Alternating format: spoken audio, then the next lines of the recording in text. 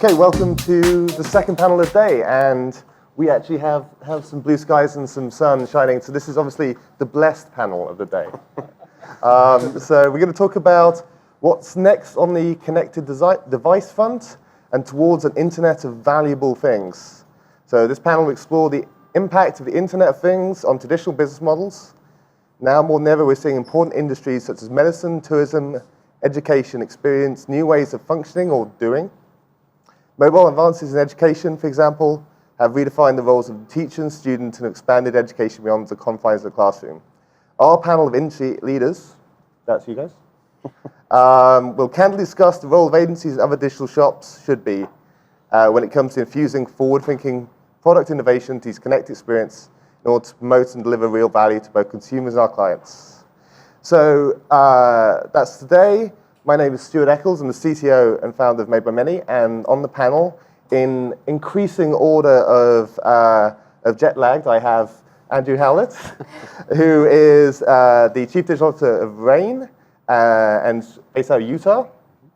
And Andrew also is the founder of LowNo, which is a connected sprinkler system which successfully raised money on Kickstarter last year and must be coming out sometime soon? Sometime soon, yeah. Sometime soon. Manufacturing, that's a whole different game.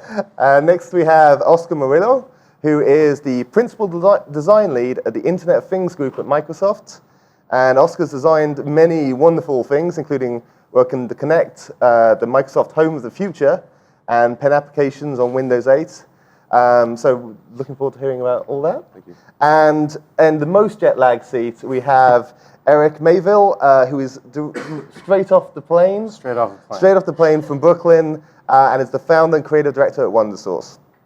So I'm going to start by asking, just in generally, like on the panel, a little bit about your experience in the connected device space, and what are the things that are kind of really you're passionate about or kind of painful and things. You want to start, Eric? Sure, since I'm sitting right here. Yeah.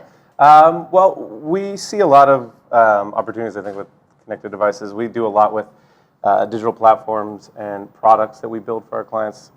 And whether that's within e-commerce or experience and retail and all of that, we look for opportunities to kind of come in and say, all right, here's where we can actually do something valuable rather than, I think, solve a lot of fake problems. That's one of my biggest pet peeves when I see connected devices is that there's just a lot of fake problems being solved.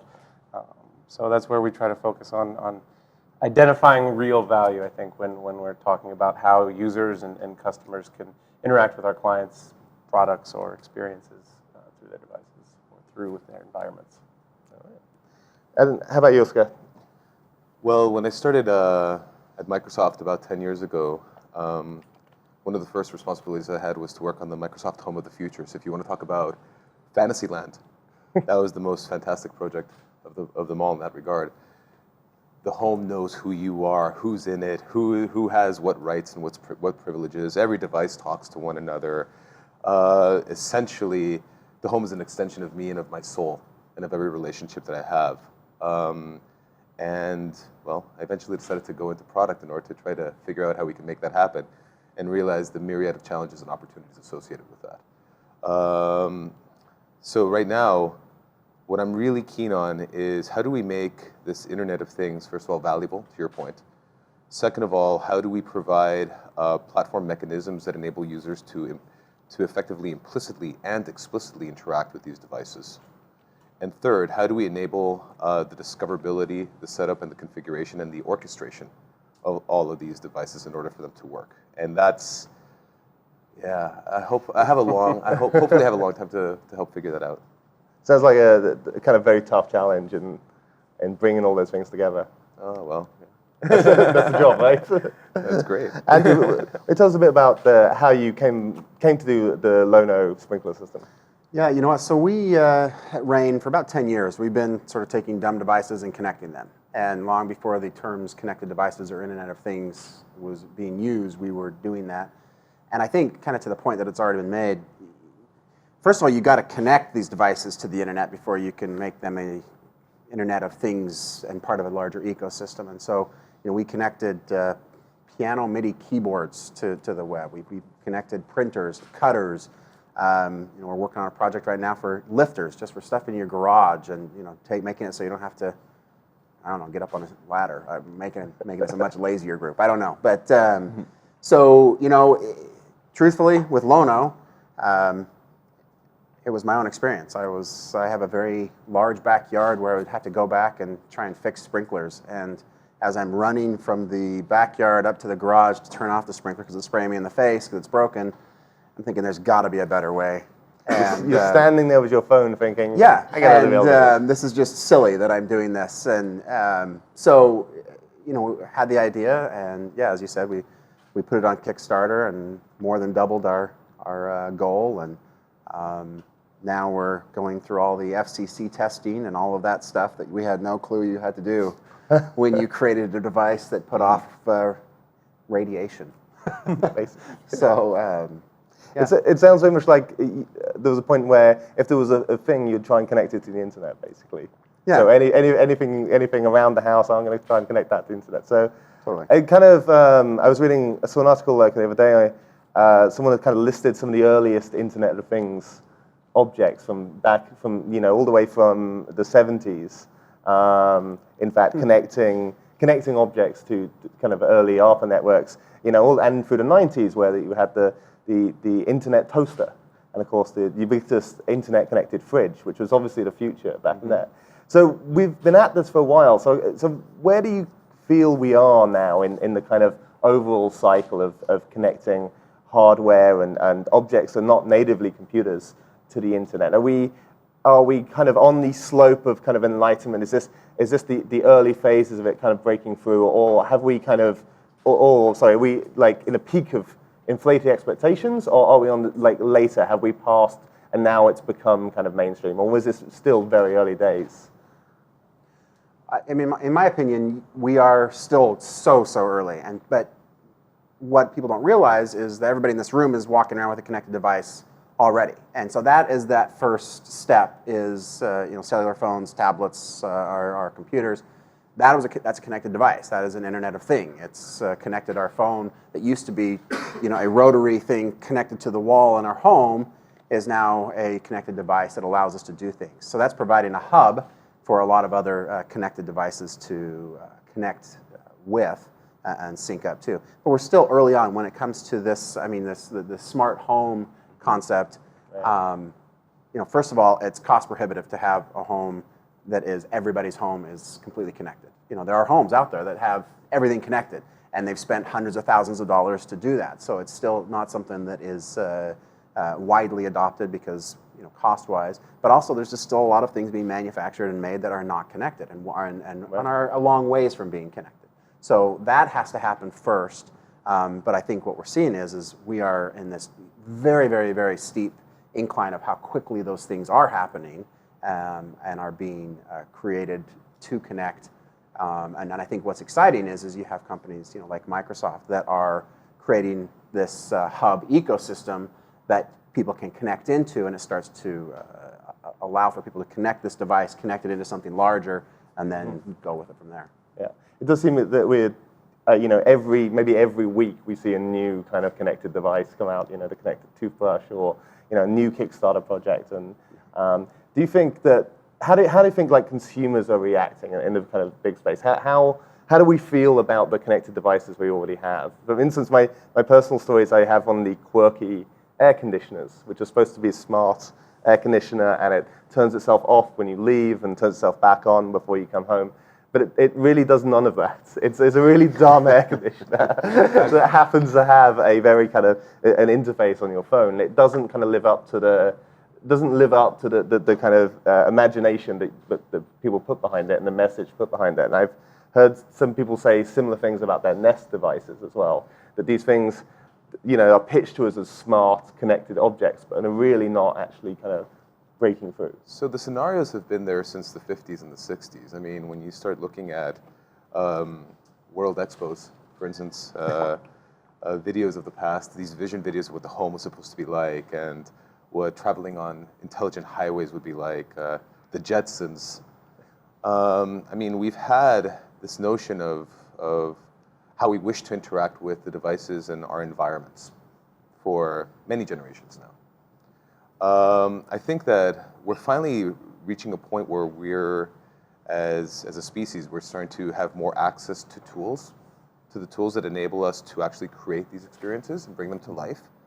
Which in essence, and I think that's the great promise and the excitement around the Internet of Things, is the notion of democratization of technology creation and technology development, which is quite akin to what happened in the 90s with the internet. I mean, when I first started developing websites, I moved from Bogota, Colombia to Vancouver because I barely had access to a computer back in the 90s, and so I needed access to technology no matter what, and I went to school in Vancouver, BC, learned how to program websites, and about 2 years later, Dreamweaver came out, and all of a sudden, I was looking for a new job. Right. And so it's something is similarly happening with the Internet of Things. Now, the quality of those things, I mean, that's eventually, once the excitement kind of peters off, now we're going to really talk about quality and value. And just like websites, some will last and some will disappear very quickly. Yeah. So you feel it's a very divergent moment. We're getting lots and lots of things kind of thrown out there, and Absolutely. lots of kind of obvious things. I think that you also, the tools of the maker, I think, actually relate to that experience, like having 3D printing and Arduino, and it's called home stuff. But if you really want a consumer product, it's not as easy as just putting software on the web. You have regulations and manufacturing to go through. And you have design expectations. And that's another thing that I think the issue we see with some of the smart devices is they're trying to design into the box that it's already fitting in. So if it's a smart watch or a Nest or things like that, they still look like you expect them to look. Therefore, they're going to act kind of, I think, like you are used to them acting, rather than kind of progressing and reimagining what the actual devices should be doing and should look like. Right. And I think that's where there's a lot of opportunity still, where we are in the early phases. And as a design agency, that's what excites us, is trying to rethink what some of these things are, not just slapping an interface onto a watch. What good does that really do? Right. And as a platform developer, I mean, one of the things that really excites me is Moore's law as it pertains to single and multi-purpose sensors as well. Right, as the smaller they become, the more commoditized they become, the more sophisticated they become. Now, all of a sudden, we don't just have basic sensors and single-purpose sensors and actuators.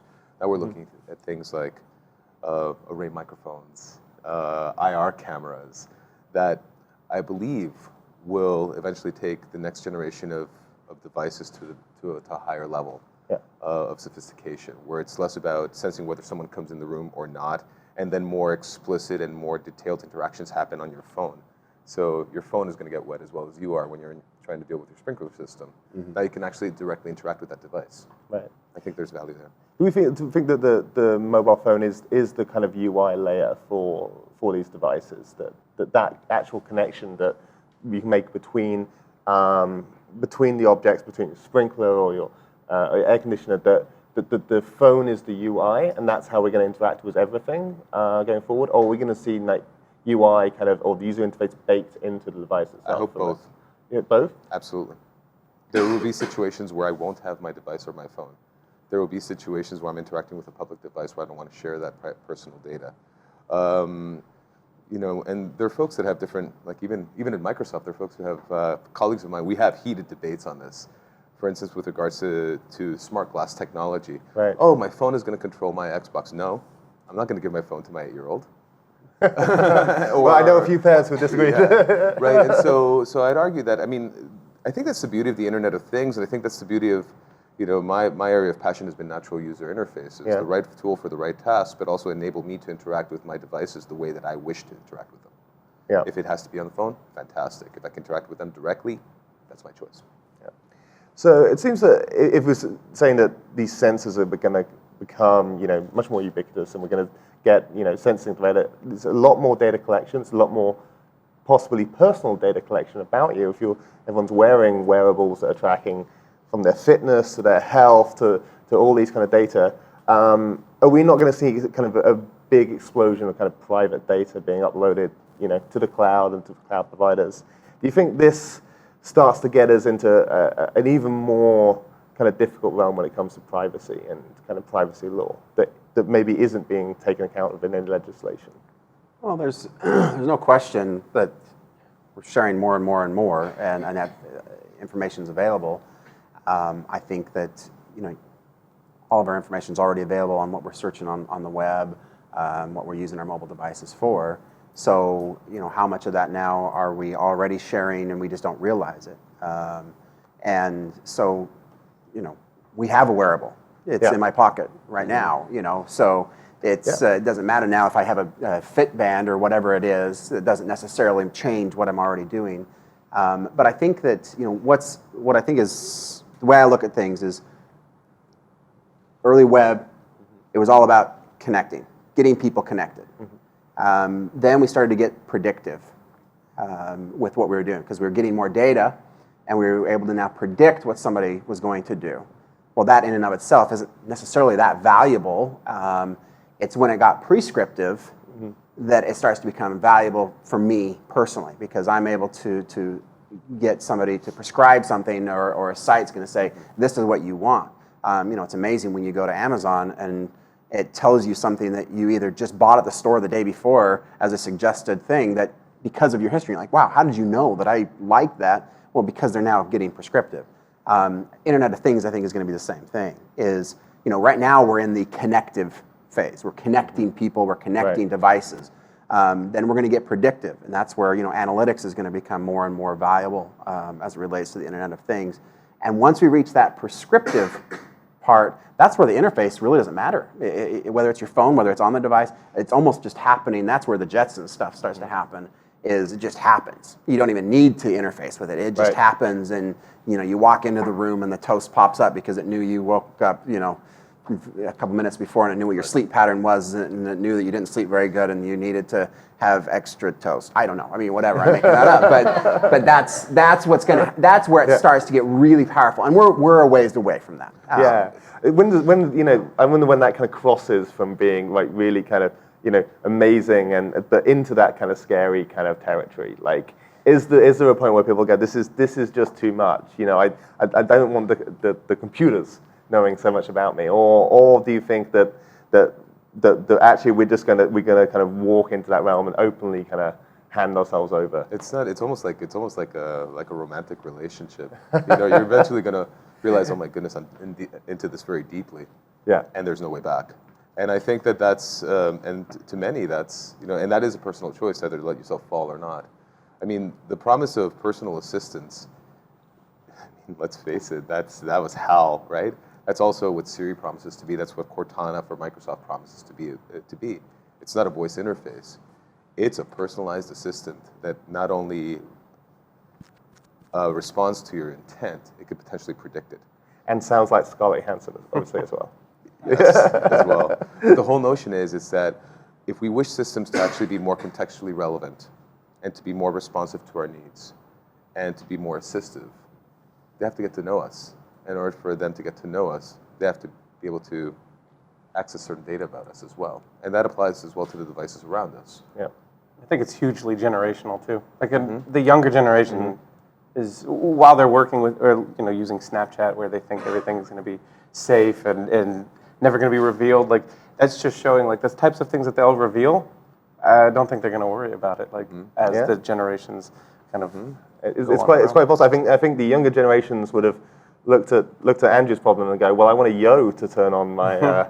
Like somebody hacked the yo to do that for the quirky, just right? yo that. Well, it is interesting. I don't know. Anybody who has young kids will know that your TV and your, if you got an iMac or whatever, your screen has a bunch of fingerprints on it. Why? Because they expect it to be touch screen. Yes. My little kids will walk up and they're touching the TV like, come on, go do something. Why is this not working? And that same 3-year-old will open up my iPhone, unlock it, enter my code because she knows my code, swipe through, find her app that she likes, and sit there and just, doing the same. That's a 3-year-old. I didn't have a touch device until, 6 years ago? And I had to figure my way through it. And they're just going to grow up. That's just expected. And I think that's that difference is just, it's just going to be an expected way of life, that connected world. Yeah. I think, I've heard those kind of stories many times about the kids. I was going to go back to the kind of, a bit about the players in who's going to make this space, and coming back to the kind of quality issue. And a bit of, like, we saw kind of Nike, like almost an early kind of adopter in wearables, and with kind of Nike Plus and the Fuel Band, kind of take a step away from the connected device space as a company, as a and to know that they're more of a brand platform than a technology player. And I guess like what I have to ask is like, are a lot of companies going to play in this space, or is this going to be kind of narrowed down to more the big, heavy technology companies, the Microsofts, the Googles, the Apples of this world? I had some experience recently working in the connected car space. And I found that to be a very intriguing space because for years, the car manufacturers were responsible for a lot of their in-vehicle infotainment systems and the creation thereof. Mm-hmm. And all of a sudden now with CarPlay, with a lot of, I would say, Microsoft, Google, the expansion of the connected car consortiums, mirror link protocols, and so forth, essentially the car OEMs have said, you know what? We innovate in 5 to 7 year cycles, and our expertise has to do with automotive. Right. We're going to let the technology companies figure out this in-vehicle infotainment problem for us because essentially users are bringing their phones and personal devices into the vehicle, so let them figure it out. And now all of a sudden, well, I thought at the beginning it's going to be probably smaller, mid-tier, entry-level vehicle players. Ferrari has a CarPlay experience, for instance. Volvo, Mercedes as well. And so it's intriguing to see that flip, right? Where I think that there's going to be greater partnership and a greater interdependency between different organizations that understand their customer and their space really well. Yeah. And we'll find ways of intersecting those two effectively, and that's going to take time. Yeah. But do you think we'll see like very kind of vertically closed platforms within those spaces? Because you kind of wonder, we start to see Google with the Google Home, Google, the Android Wear, and same kind of thing was an Apple-dominated world. Are we going to move to a part where your device only kind of starts interoperating with your systems and your identity with the partnerships that technology company has built? Do you think is that how you see it, or do you think there's going to be a more open play system? Well, I think the network layer between the sensors, networks, and application layer, that network layer is going to be the hardest one for people to kind of get. And currently, the only people I can see that could own it would be the Apples, the Googles. I couldn't see necessarily a hardware company like a GE kind of going after it and trying to create that network layer that would just let everybody talk, because they're going to want to own it, and everybody's going to want to own. All right, you're going to need this device and this device and this operating system. They're going to want to kind of control, unless somebody can come and do some open source stuff. That would be amazing. Home automation solutions have existed for years. Yeah. And so there are barriers of entry, associated with cost. There are barriers of entry associated with the configuration, discoverability, and the usage. Even leveraging a Logitech remote control in our home, I still have a secondary remote for that one device that doesn't work. Right. Right? And so Nirvana is devices from any platform interoperate. Ultimately, that's how the Internet of Things happen, as opposed to a collection, I would say an atomic collection of smart devices that somehow work together. But again, that's going to take time, and it's going to take a lot of pressure from the users as well. When they start realizing that they're facing pain. And us as companies, for instance, as the Microsofts, the Googles, the Apple of the world, observing what those pains are, and making the determination as to whether or not we open or close our platforms even more. Right, and I think the ability as well for people to remix their connected devices is exciting. To use things like if this then that. Correct. To use the Wemo, can turn on and off a power outlet. Mm-hmm. And so we got one after that, and my girlfriend will check into Foursquare, and it'll turn on the light and things like that. And I think the ability for people to kind of make their own things with the platforms and devices that kind of people provide. But let's talk a bit about the kind of how the kind of agency kind of model fits into this, and obviously. From our perspective, we did some connected device work with a large kind of sporting apparel manufacturer, and we kind of decided we didn't know anything really about the space at all. So we started a side project, which is now called Hackable, which is a programmable kind of ball that you can kind of teach to play different games. And I think we basically ran into all the same things about how much we didn't know, and it was different from creating software. When you start to create hardware, you start to run into all kinds of new kind of issues. Iteration cycles are slower. it takes time to do these things. To get a kind of PCB printed out took a while, and if it was wrong, you're kind of waiting a while. So we have like different kind of iteration cycles and different skill sets, different kind of mechanisms, and like.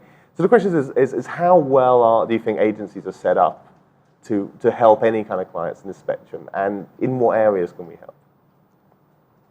Well, it depends on, I think, how the agency's set up. I mean, the Yeah. smaller the shop, the more nimble they'll be, the more willing they'd be to work with partners that understand hardware and sensors and things like that. I don't think you'll see some of the larger agencies be, prepared for something like that. But I think it's a good thing. It's our job to hopefully push the clients to either kind of adopt this Internet of Things mentality as early as possible, whether we have the skills or not, and get them to trust us to kind of do the things for them. But I guess that's kind of how we would see it. I think, for us, it's certainly the way we set up. But, people come to us, and I think as agencies, they come to us for ideas, right? Mm-hmm. The previous panel talked about they come for ideas. They come for creative ideas. They come for a way to take that screen and turn it this way, and that's a new way of looking at something. And so people come to us for ideas. These are ideas that we need to be bringing. Are these the ways to connect their consumers more directly with them? Whether we end up being the ones that execute on that or not is a different story. And I think that's something where you have to understand where your limits are to the hardware manufacturing side of things. You find the right partners, you partner with other agencies, you partner with other groups. But I do think we as agencies have to play in this space because it's where our customers are going. I'm sure there was a lot of, there were a lot of ad agencies that I'm sure said to the clients, we're not going to touch this web thing that you want ideas for. Go find somebody else. And what have they end up doing? They've spent billions of dollars acquiring companies that provide those web things. And this is the same thing. We're talking about a new way that clients want to connect with consumers through these connected devices. And it's a way that they'll be able to push additional products, push additional services. And we as agencies need to provide those ideas and that thinking. Right. So, but for a lot of our clients, and we're working with a lot of brands, there's a question about whether they should be in the space, and I think that the thing about like partnerships is going to be huge. Partnerships between the big technology companies and kind of new startups in the space, and like, is there a role for agencies to actually kind of bring that together and kind of bring it together all the right players? Because as you were saying, it doesn't look like getting all those skills in house to execute end to end is pretty much impossible for connected devices. So is there a new role for kind of partnerships in what we do? Is Microsoft into partnering with agencies to bring these kind of things to life? I think in the past 2 years, I filled up an entire passport trying to do that. Okay. And it's critical. Yeah. Absolutely, because for a number of reasons. First of all, because the agencies know what their customers' needs are.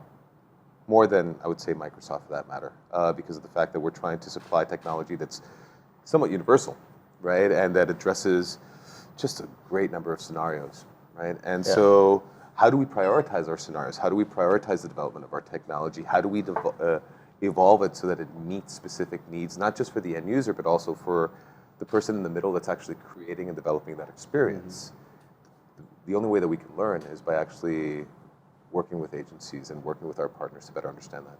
Yeah. And do you think, very kind of interested in like the other kind of spaces that are not necessarily consumer tech as well.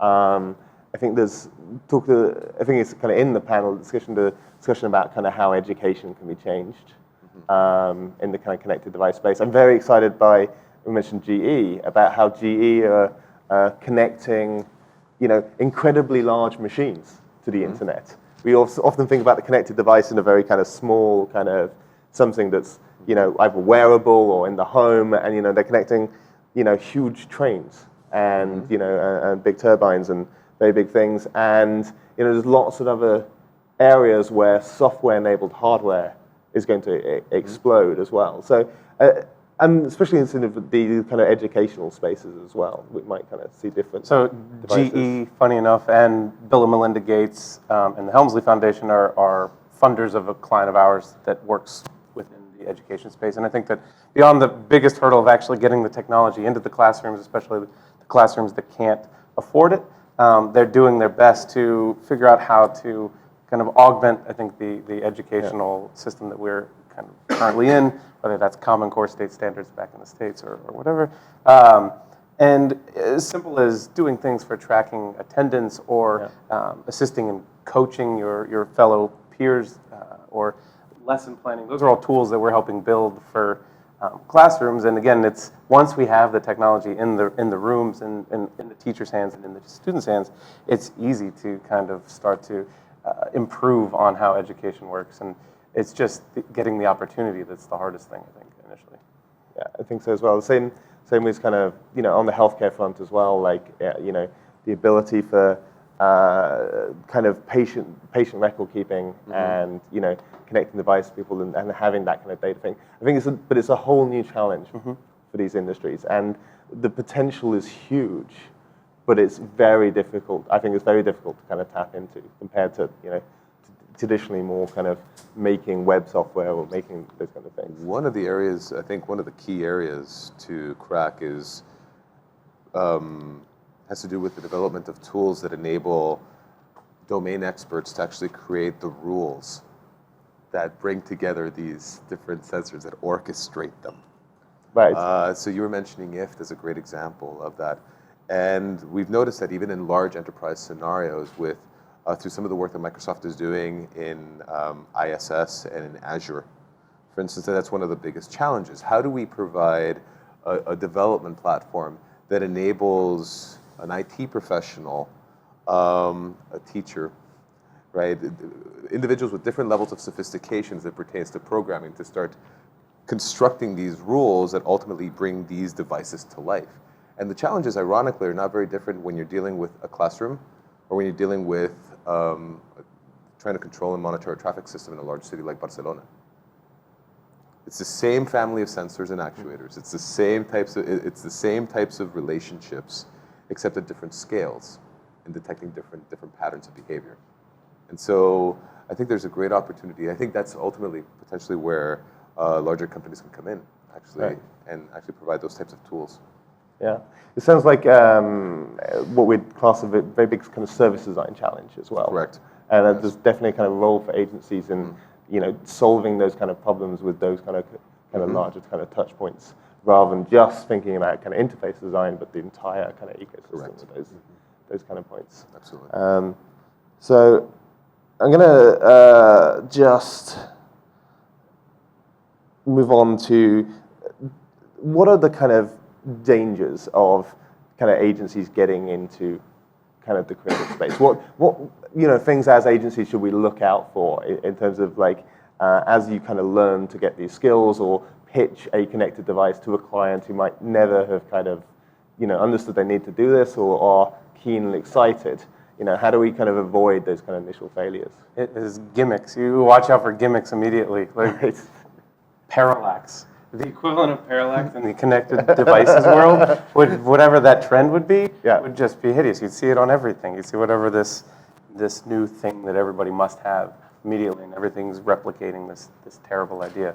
So, I think that's what you have to watch out for is immediately gimmicks and trends that aren't valuable. Yeah, you talk about like fake problems that people have. There's gonna be so many fake problems solved.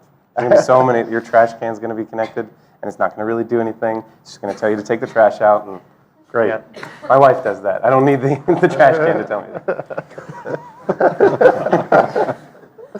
I think someone mentioned that they thought that the Coke would eventually, Coke cans would eventually run Android. I think we have this kind of rule that we might try and connect everything to the internet, and maybe everything shouldn't necessarily be so.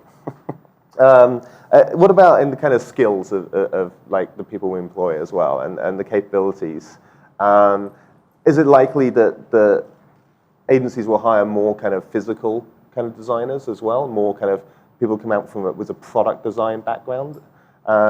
We have previously started to find very, very good designers who have a broad range of skills who come from kind of an education system where they're taught to design physical products and have then got into kind of user interface design. I wonder if kind of we're seeing that kind of broadening of the design the design skill base as well in education that is kind of useful. Have you got a lot of those kind of? Yeah, I mean, I think the broadening of the skill set, I think, is very true.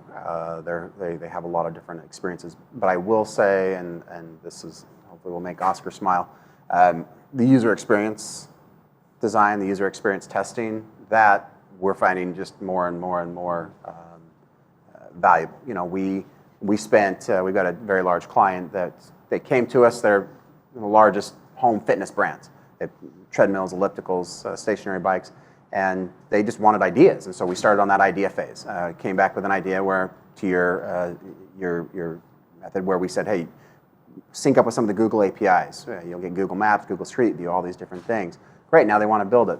Well, we spent a ton of time just on the user experience testing just to make sure that before they dumped millions of dollars into this new platform, that user experience was going to be appropriate for what the consumer wanted. And so, you know, whether it's physical design, whatever else, that has to be secondary to making sure that you're nailing that user experience flow. Because if you get that wrong, you can make it as shiny as you want. Yeah, I think we see more and more kind of prototyping in this kind of realm, and experience prototyping as well. Like taking that experience and emulating it without having to build the hardware, because it starts becoming that very expensive proposition. These are not cheap ideas we're necessarily pitching to a client. Even connecting a trash can sounds reasonably hard in my mind. So I think we'll see that user experience testing and see lots and lots of kind of prototyping, which is great. I think that's a kind of great thing for agents to be doing. It goes to the point of that the previous panel and this panel is made, which has to do with value, right? And I know that listening to the previous panel talk about stories, the storytelling process is really important. And I think that's what user experience designers are starting to bring to the table a lot more. Even in large companies like Microsoft, where it's like, okay, you're going to invest millions, if not billions of dollars on generating all this code in order to deploy product foo. Okay, let's figure out whether or not you really need to do that. Right. And so being able to sit down and actually visualize what's plausible in order to determine what's valuable, so that we're not deploying the intelligent garbage can of the future, right? Or maybe an intelligent garbage can that actually does more than just remind you that you have to take the garbage out. That's ultimately where experience designers do come into the mix. And I think having very strong technical chops is really important in order to determine what's plausible. How much work is it going to take to actually be able to connect these devices, to make them intelligent. And I think those are probably the two core skill sets. I will say, then back to the question as well, having some really heavy tech guys that can jump into the firmware side of things, the hardware side, that is important. You've got to be able to understand that layer of communication between what is a firmware install on a device, and how that then connects out, and how then they can marry together. So that's important to have some heavy technologists around and access to them as you're going into that arena. So again, it's the combination of heavy technology and user experience, and kind of brought together. That I think is a trend on kind of all the things we do, but it's particularly valuable and needed to do this kind of work. I think it has long cycles. It is complex. It is it is a tough thing to manage, and I think you need that kind of way. So I think we've got a few minutes left, and I'm just going to do one last thing that I didn't tell you guys about. We're going to do a little word association game. So I'm going to say your name and then a word, and you just say, you got in the space of connected devices, the first thing that kind of pops into your head. Reaction time is so slow with this jet lag.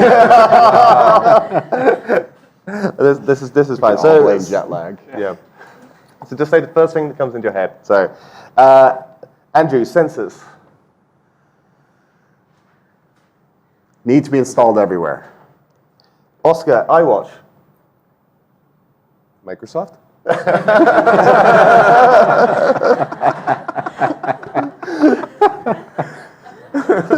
Well played, sir.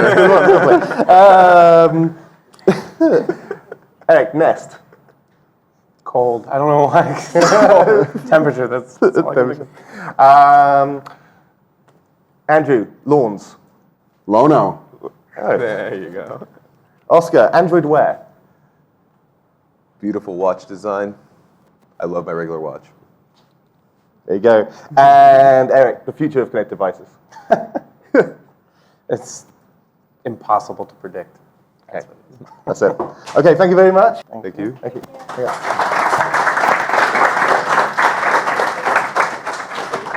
Okay, I just wanted to thank everybody for coming. I'm Tony Quinn from SoDA, and for those who don't know, there are a lot of people here who are here for the SoDA, the 7th annual SoDA General Member Meeting, which is happening right here, which is terrific, where we have all the members from around the world coming, and we all sit for 3 days and have really interesting conversations like this.